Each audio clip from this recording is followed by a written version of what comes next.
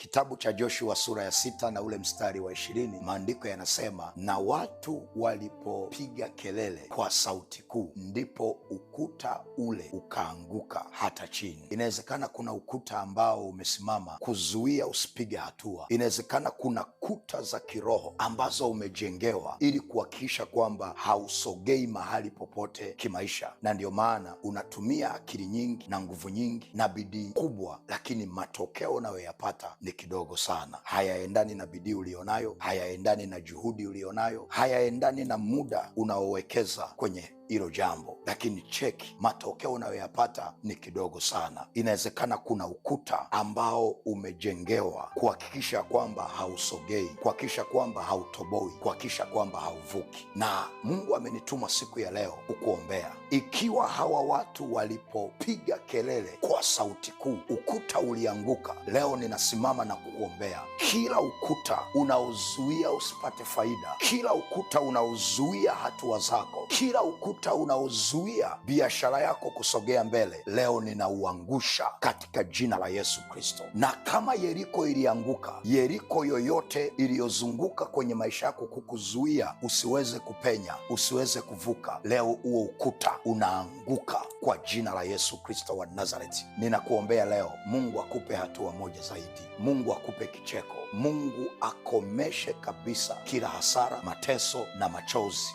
kwenye maisha yako. Ukuta uliokuzuia, uliozuia hatua zako, uliozuia hatima yako, leo huo ukuta unaanguka katika jina la Yesu. Na mimi nataka kuona ukiomba maombi haya pamoja nami, ya kwamba ukuta wowote uliozuia hatima yangu, leo huo ukuta unaanguka chini katika jina la Yesu. Pokea neema ya kuvuka na pokea